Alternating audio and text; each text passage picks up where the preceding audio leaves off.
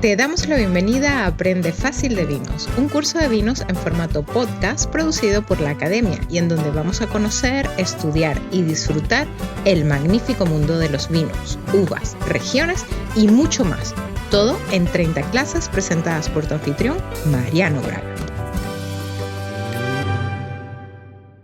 Te quiero dar la bienvenida a la clase número 9 de nuestro curso en formato podcast, Aprende Fácil de Vinos, en donde hoy vamos a hablar de vinos blancos. Mi nombre es Mariano Braga, yo soy tu anfitrión que te estoy haciendo este recorrido de un curso fácil, que va a arrancar desde las bases, que arranca desde las bases y después nos ponemos un poquitito más exploradores, pero que arranca desde las bases y en donde estamos sacándole uno a uno la ficha al universo del vino en 30 clases. Todo desarrollado en nuestra academia, en nuestra plataforma de educación virtual, que como siempre saben, acá abajo van a encontrar los links para meterse y para ahondar en el mundo de los vinos. Hoy vamos a hablar de vinos blancos, porque si te acuerdas, en la primera clase, hablamos de la uva. Entonces, si hace mucho que escuchaste esa clase, no estaría mal que vuelvas a escucharlo y después retomemos la uva blanca. La elaboración de vino blanco. ¿Por qué?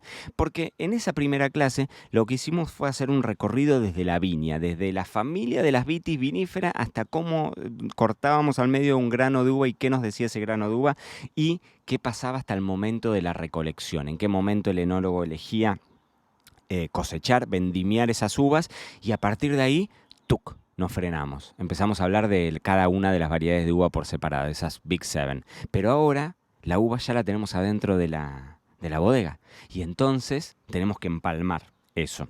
La uva se vendimió, se recolectó. La vendimia es como le llamamos a esa recolección de la uva, que existen máquinas en muchos lugares del mundo. Los viñedos se han tecnificado de forma tal de que tenés máquinas que bajo distintos formatos hacen una cosecha mecanizada de la uva. Pero dependiendo también el lugar en el que estés, muchas veces porque en los vinos más caros o en viñedos en donde es más difícil acceder o en viñedos en donde la mano de obra es más barata, se sigue manteniendo mucho la recolección manual. Es bastante más usual, aunque bueno, en volúmenes la mecanizada domina, pero en la mayor parte de los vinos que nosotros vemos en la góndola, ahí tenemos una presencia muy notoria de la selección manual, ¿no? De la persona que es vendimiador, que seguramente hace durante toda una temporada recolección de uva en distintos viñedos y son personas que trabajan en la bodega exclusivamente en ese momento porque es como, se necesita mucho personal extra, dependiendo de la cantidad de hectáreas que tengamos como bodega, pero se necesita mucho personal extra, entonces en general la bodega contrata personal extra para que en ese momento hagan la vendimia. ¿Cuándo van a hacer la vendimia? Bueno, eso ya te lo había explicado en la primera clase, así que ahí podemos ir y yo les contaba eso de la madurez industrial, la uva sobremadura, la cosecha tardía, ¿no? Y que eran distintos estadios, distintos momentos en donde uno elegía hacer una vendimia. Y que como te digo, la podemos hacer o mecánica o manual, eligiendo los racimos uno a uno, ¿no? Y esas uvas que se eligen, después en general se llevan a una tabla de selección. Las tablas de selección son, como si fuesen cintas, las mismas que usa una para correr en el gimnasio, las mismas que uno ve en los aeropuertos, en donde lo que hacen es, en un extremo de esa cinta de selección, el vendimiador deja los vines, o sea, tira encima de esa cinta todos los racimos y tenés personas de un lado y del otro que van seleccionando y en realidad más que seleccionando, en general lo que suelen hacer es ir descartando cosas que no vamos a querer. Por ejemplo, racimos que estén en mal estado o pedacitos de racimo que estén putrefactos o que tengan algún tipo de contaminación, que vos lo veas, que estén muy sucios, restos de ramas, hojas, bueno, todo eso, todas esas cosas se van descartando para cumplir con la condición enológica. Obviamente que esta selección la vamos a ir haciendo en los vinos de más alta gama. Si nosotros tenemos vinos mucho más económicos o vinos que digamos, cuya recolección es a granel y no es manual y demás, en la vinificación entra todo. Después, alcohol mata todo y no hay ningún problema. Se filtra el vino pero en un vino de muy alta gama en general van a ser bastante más cuidadosos, más selectivos y van a estar un poquitito más en el detalle, ¿no? O sea, no todas las bodegas cuentan con esta cinta de selección y como regla general, cuanto mayor calidad tenga el vino, más posible es que sí exista. Y la calidad siempre sabemos que esto es subjetivo y que vos y yo, como bebedores cereales, valoramos cosas diferentes, pero como para que tengas una idea, en el portfolio de una bodega, cuanto más caro vende ese vino, bueno, van a ir buscando algunos parámetros de calidad mayores. Uno de esos parámetros que pueden, digamos, toquetear, si se quiere, es esa selección de uvas, ¿no? Y el descarte de hojas, como te digo, los granos y las cositas que no quieras que ingresen en la elaboración. Entonces, ya está, los pusimos en esa cinta de selección. Esa cinta de selección termina llegando a la bodega. Ojo, y esto es importante, es muy importante, que el proceso se haga de la forma más rápida posible porque vamos a intentar evitar que las uvas empiecen a fermentar. Muchas veces, por ejemplo, cuando tenemos cosechas, perdón, que ando con tos, cuando tenemos cosechas a granel y tenemos de a cientos o de a miles de kilos atrás de un camión, las uvas que están abajo se empiezan a aplastar. Y cuando las uvas que están abajo se empiezan a aplastar, va a arrancar una fermentación que nosotros no vamos a desear.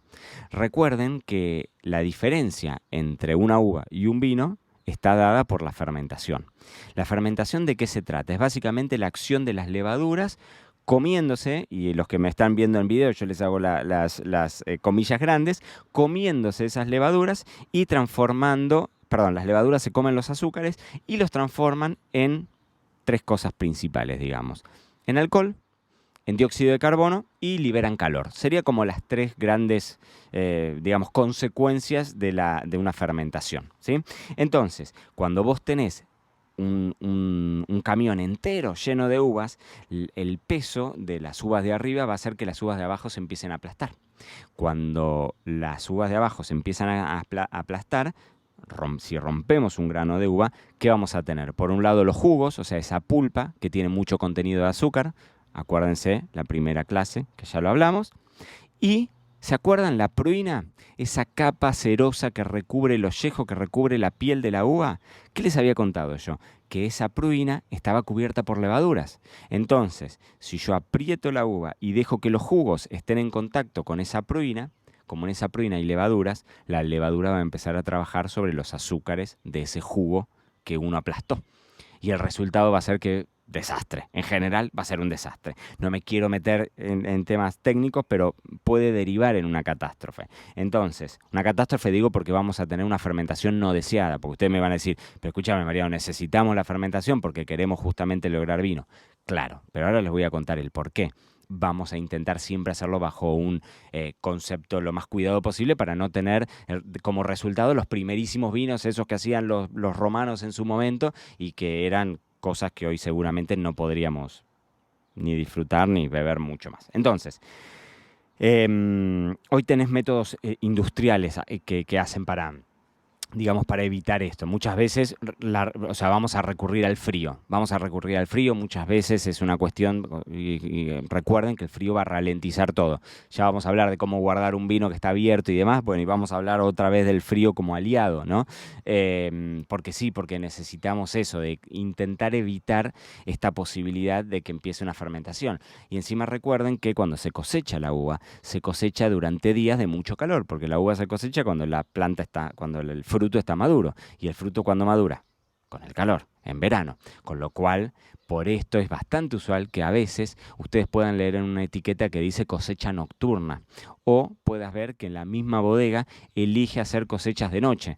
¿Por qué? Porque en zonas en donde hace mucho calor, te estoy hablando de 35, 40 grados de temperatura durante el día. Imagínense que no solamente es algo medio insalubre para el que está vendimiando y está haciendo la tarea de vendimia, más allá de que en tarea de vendimia, o sea, en época de vendimia el enólogo no vive prácticamente porque está trabajando a 1000 de sol a sol, pero sí es cierto que a veces las bodegas eligen hacerlo cuando la temperatura está más baja, por eso hay vinos de cosechas nocturnas. No me quiero meter en técnico, pero el objetivo es esto, que la uva no empiece a fermentar. Eso lo vamos a buscar en eso. Entonces, volvamos a lo nuestro. Para conseguir un vino blanco seco, acuérdense, creo que ya lo habíamos hablado en algún episodio, hablo tanto que yo por ahí me olvido, pero recuerden que seco es la antítesis a lo que sería un vino dulce. Ya vamos a hablar de vinos dulces, pero hoy te voy a contar cómo hacemos un vino blanco seco, de los vinos blancos tradicionales que uno consigue en el supermercado, ¿no? Un vino blanco seco es un vino que no sea dulce. Y sin madera, porque ya hablaremos de los vinos con madera, lo que vamos a hacer entonces es, tenemos la uva, ya dijimos, la uva llegó hasta la bodega, y lo primero que vamos a hacer es estrujar la uva y separarla del escobajo. El escobajo son todas las ramificaciones, toda la estructura, el esqueleto del racimo. ¿Viste cuando vas al supermercado y te compras una uva para comer y te vas comiendo uva tras uva, tras uva, tras uva? Lo que te queda en el plato, ese racimo, pero digamos la parte esquelética, la parte de las ramificaciones que unen cada uno de los granos. Eso es el escobajo. Y para eso existe una máquina que se llama despalilladora, que la despalilladora suele ser como un gran rulero. Hay montones de versiones de despalilladora, pero suele ser como un gran rulero en donde entra la uva por un lado, empieza a girar porque dentro, o sea, este rulero es un rulero gigante que dentro tiene como si fuese paletas que giran en el sentido inverso, y cuando entran, digamos, las paletas estas golpean el racimo y empiezan a hacer que las uvas se vayan desprendiendo. Entonces las uvas caen en estos agujeros que tiene el rulero y el esqueleto pasa para la otra punta. Espero que se haya entendido. Si no, pueden buscar en Google, pueden poner descobajadora, despalilladora y lo van a encontrar. Y si no, pueden hacer nuestro curso sin contractura, que es mucho más fácil y lo ven y lo explico y demás. Entonces, separamos escobajo de granos porque en general el escobajo no se usa. Digo en general porque cada vez más se usa. En los blancos no tanto, pero en los vinos tintos es cada vez más usual hacer una vinificación con racimo entero, pero ya hablaremos cuando hablemos de vino tinto. Ahora vamos a hablar de vino blanco. Y acá, como estamos aprendiendo fácil de vinos, el mundo del vino está lleno de excepciones, y yo todo lo que te cuento tiene un montón de excepciones. Si vos sos enólogo y estás del otro lado, vas a decir, no, bueno, pero esto no es tan así, porque vos podés usar... Sí, claro, está lleno de excepciones. Yo te estoy contando las grandes generalidades de cómo se suelen elaborar los vinos blancos secos tradicionales. Entonces, metemos la uva adentro de esta despalilladora, separamos los racimos, o sea, separamos la parte del escobajo del grano de uva y lo estrujamos, lo apretamos. ¿Por qué? Porque lo que yo necesito es pasarlo a una prensa y que esa prensa extraiga el jugo. ¿Saben cómo se llama ese jugo? Mosto. El mosto es el jugo de uva que todavía no empezó, o que está en proceso de fermentación, pero que todavía no alcanzó una graduación mínima de alcohol. Esa es la única diferencia entre mosto y vino, la graduación alcohólica. Entonces, en las primeras etapas de la elaboración de un vino, tanto blanco como tinto como rosado, vamos a hablar de mostos, y en el momento en el que ya empiezan a cumplir legalmente, dependiendo del país, en general es en alrededor del 7, el 8% de alcohol, ahí ya podemos hablar de que estamos frente a un vino. ¿Sí? Entonces, ya tenemos prensado el jugo, y lo que vamos a hacer en los vinos blancos, hay excepciones que te las voy a contar en un ratito, lo que vamos a hacer ahí es separar las pieles y las pepitas, o sea, las semillas de la uva y las pieles, los sólidos, los sacamos, y lo único que vamos a vinificar van a ser los jugos. En los vinos blancos, en líneas generales, hay montones de excepciones y hay una excepción muy grande de la que te voy a contar ahora. En los vinos blancos, en general, no intervienen las pieles. Las pieles las sacamos, apretamos esa uva, separamos jugos de los sólidos y lo único que vamos a elaborar son los jugos. Ese orujo después se puede prensar y se puede hacer un vino de prensa, se puede usar para hacer algún tipo de concentrado, se puede usar para darle nutrientes al viñedo. Bueno, se puede usar para otras cosas, pero lo único que vamos a usar ahora son los jugos de la uva, ¿no? Entonces, lo que solemos hacer acá, porque vamos a decir, bueno, pero le separamos la piel, ¿qué hacemos con las levaduras? Es que la piel, esta pruina de la que hablamos, la levadura, la verdad es que las levaduras esas, que son las levaduras nativas, se usan casi te diría exclusivamente para vinos muy puntuales, para vinos de muy alta gama, pero la mayor parte de los vinos comerciales, y ya lo vamos a hablar esto, ¿no? Pero la mayor parte de los vinos comerciales, la técnica que más se utiliza es la siembra de levaduras de laboratorio, es decir, antes se usaba o no se usaban, o sea, era muy usual la utilización de las levaduras silvestres, las que están en esa pruina, pero ahora muchas veces se usan estos famosos sulfitos para matar las levaduras que haya dando vueltas ahí, y se agrega una levadura específica para ese mosto. Entonces hoy tenés mucho desarrollo de levaduras y tenés levaduras específicas que están desarrolladas para exhibir el aroma al maracuyá en un mosto de Sauvignon Blanc. Existe eso. Mucho, existe un montón de eso. Pero bueno, como te digo, Volvamos, las levaduras. Son nuestras aliadas, las levaduras son las que permiten la transformación de ese mosto en un vino hecho y derecho. Y esa fermentación puede tener un montón de aristas. Puede ser más rápida, puede ser más lenta, puede ser más caliente, puede ser más fría. Yo te voy a contar ahora algunas generalidades de la elaboración del vino blanco tradicional, porque es como norma que los vinos blancos se realicen entre 10 y 25 grados. 25 a veces es mucho. En general, haciendo una comparativa con los vinos tintos, los vinos blancos fermentan a temperaturas más bajas. Y piensen ustedes que para controlarle, digamos, la temperatura de fermentación, si alguna vez viste una foto de una bodega, es probable que hayas visto estos tanques de acero inoxidable gigantes que tienen como una camisa a su alrededor y vos ves que tienen serpentinas de algún tipo de material refrigerante, algún tipo de líquido refrigerante para mantener la temperatura baja de lo que está adentro, ¿no? Entonces es fácil para vos de controlar porque imagínate, si tenés un gran tanque de fermentación en donde tenés, no sé, miles de litros, recordá que la levadura trabaja sobre los azúcares y, repetí conmigo, repitamos juntos, ¿cuáles eran los resultados de la fermentación? Eran alcohol, CO2, o sea, dióxido de carbono y calor. Entonces, si vos tenés un gran volumen de vino que está elaborándose, vas a tener un vino que crece de a borbotones. Y ahora lo vamos a charlar con el vino tinto porque te voy a hacer ahí una comparación. Entonces, en los vinos blancos vamos a intentar mantener la temperatura más fresca. ¿Por qué? Porque lo que vamos a buscar es que, es una regla general que tiene sus excepciones, pero cuanto más fría suele ser la temperatura de fermentación, más afrutado y más fresco va a terminar siendo el vino. Por eso, casi siempre los blancos se fermentan a temperaturas más frías que los vinos tintos, ¿sí? Entonces, transcurridos los días de fermentación, que esto depende muchísimo de la variedad de uva, de la cantidad de azúcar residual, del tipo de levadura y demás, lo que haces es agarrar ese vino, lo bombeas hacia otro tanque y ahí separás las levaduras muertas, todos los residuos que puedan haber quedado de ese vino, todas esas impurezas. Ahí volvés a bajar la temperatura, porque es como un sistema, le podés agregar algún tipo de clarificador y demás, ¿no? Para que el resultado sea estos vinos transparentes, claros, muy livianos, o sea, sin ninguna partícula en suspensión que vemos en el mercado. Finalmente el vino lo filtrás y por último lo embotellamos. Este que te conté sería como el razonamiento lógico y esperable de la elaboración de un vino blanco. Puede parecer complejo, pero ahora cuando hablemos de rosados y hablemos de tinto vamos a retomarlo a algunas cuestiones. Pero existen dos excepciones, una de las cuales es muy famosa ahora, porque está de moda en el mundo, que es qué pasa si al vino blanco, en vez cuando estrujaste esa uva y separaste los jugos de las pieles, qué pasa si los pones en contacto. Y ahí tenemos un estilo de vino que se llaman los vinos naranjas, pero que no te lo voy a contar hoy porque tenemos una clase entera de Aprende Fácil de Vinos, en donde vamos a hablar de otros estilos de vino y en donde vamos a charlar y te voy a contar punto por punto qué podemos esperar de un vino naranja y qué es un vino naranja. Pero la segunda excepción que te quería contar de los vinos blancos, porque te decía, el vino blanco no interviene en la madera, más allá de que en este bloque de elaboración, la última de las lecciones que vamos a hablar va a ser justamente del impacto del roble, de la madera y demás. Acá quiero mencionarte solamente un detallecito porque hay pocos vinos blancos en general en el mundo que tengan contacto con madera. Depende del mercado en el que estés, claramente, pero esto es una gran generalización y si vas a una góndola de 10 vinos es probable que 2 o 3 como mucho tengan algo de madera. ¿Qué es lo que sucede? Siempre a la madera se la plantea como la sal en un plato, ¿no?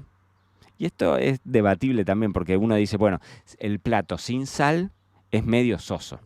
Y entonces el vino sin madera es medio soso. Bueno, no, hoy algunos de los grandes vinos del mundo no tienen nada de madera, nada. Y son vinos espectaculares. Pero es cierto, y esto corre para la sal y corre para la madera, que si el vino lo único que huele es a madera, es como que al plato se te cayó entero un 100 gramos de sal.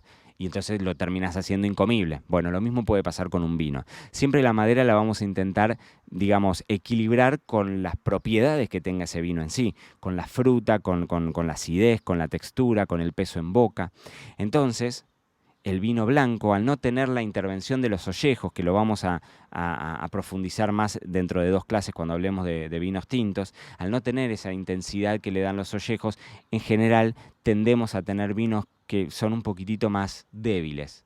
Es una generalidad. Hay vinos blancos que envejecen espectaculares y están divinos para tomar después de 20 años, sin lugar a dudas. Unos Chardonnay, algunos Riesling, como habíamos hablado, y yo te había hablado de la capacidad de añejamiento que tienen los Riesling. Hay un montón de excepciones, pero como regla general, el vino blanco suele ser un poquitito más débil. Entonces esta es una de las grandes razones por las cuales intentamos equilibrar y hay poco vino blanco que tiene madera, y si hay un vino blanco que tenga madera, seguramente sea un Chardonnay, puede ser un Viognier, puede ser una Semillon, pueden ser variedades de uva que tienen volumen, que son blancas de armas tomar, que tienden a darte vinos quizás de alcoholes más altos o de volumen más grande en boca, y entonces la madera juega ahí un rol de estar equipándolo, ¿no?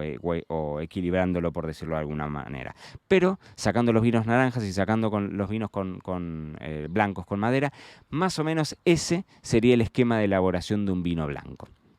Ahora, en la próxima clase, en la clase número 10, vamos a hablar de los vinos rosados y después vamos a hablar de los vinos tintos. ¿Por qué? Porque son estilos que complementan perfectamente el vino blanco y que también nos van a ayudar a volver a escuchar algunas cosas que estoy convencido que van a ayudarnos a nosotros a hacernos una idea. Porque cada una de estas cosas que yo te digo, y que es lo más importante, son cosas que después terminamos viendo en la copa. A mí me interesa que en Aprende Fácil de Vinos podamos, bajarlo a tierra, porque no son cosas que pasan en el viñedo solamente. Son cosas que explican el por qué tu vino es más o menos alcohólico, el por qué tu vino tiene más o menos color, el por qué tu vino huele de determinada forma, o por qué lo podés guardar o no lo podés guardar. Todas esas cosas, que es todo el último bloque que vamos a ver en el curso, tienen que ver con esto, tienen que ver con la geografía, tienen que ver con la uva en sí y tienen que ver con la elaboración. Así que te espero en la próxima clase, la clase número 10, en donde vamos a hablar de rosados.